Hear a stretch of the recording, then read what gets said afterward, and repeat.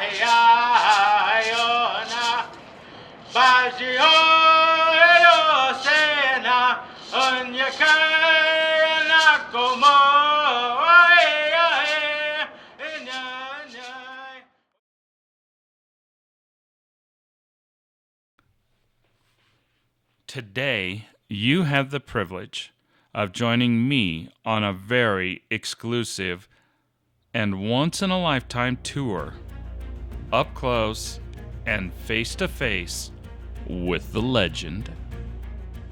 Councils got together and they decided to tell their tale. So they knew who was going to be the object of their monument, who they wanted. They just didn't know who was going to carve it and where the mountain was going to be. So what happened was Henry Standing Bear reached out to was on board to see if he would be carving a mountain. At that particular point, he had no interest in carving a mountain because he was still working on Mount Rushmore. So he forgot about that. Henry Standing Bear forgot about it. Now, if you look on the sides here, this is granite. Okay, so this granite right here is probably the second hardest mineral on Earth behind diamonds. Okay, so for him to get into this rock, I mean, he was using all his, he was using 10-pound sledges, he was using hand drills, he was using wedges and swedges. So he had to carry all of this up to the top. And when he started getting closer to the finished product, he still had to carry all his dynamite. And this was an 800-foot vertical climb, pretty much, to get up here to the top.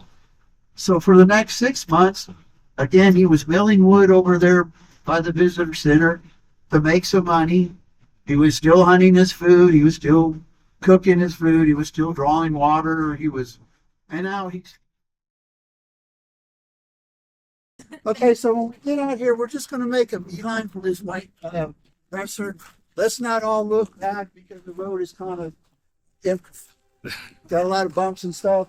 We don't want anybody looking back and stumble, okay? So we'll just all get over there and we'll all turn around together and we'll take a look at Crazy Horse. We'll all turn around together when we get over here. No cheating, no cheating. There's always one in the bunch.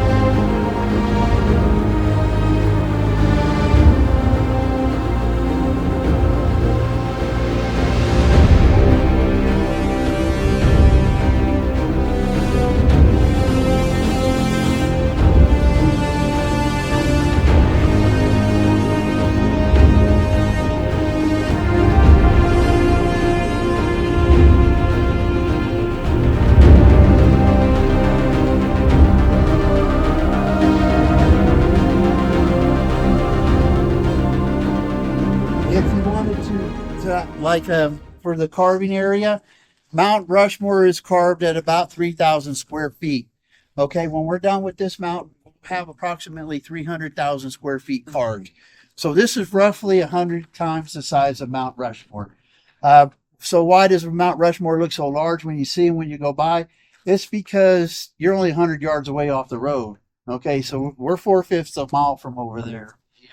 So that's why Mount Rushmore looks so much larger. Now, one of the things I should have mentioned a second ago, but if you look down below us here, all this is what we call our mud pile. This is all the rock that's fallen off the mountain. Now, at one particular time, that hole that we had in the mountain was about 140 feet long. So now it's about 40 feet because we walked over the top of it. So that means we shaved off 100 foot. So again, this is rock we can't sell. And for us to finish this mountain, we have to dig down and remove all this muck pile out of here. Again, once I get finished closer, completing the monument, they'll probably open up a rock quarry down there or saw, and they'll start cutting the rocks so they can use it throughout the university. But he thinks it's going to take him longer to move this muck pile than it is actually to finish carving the mountain. So now, this is a diamond tip blade saw.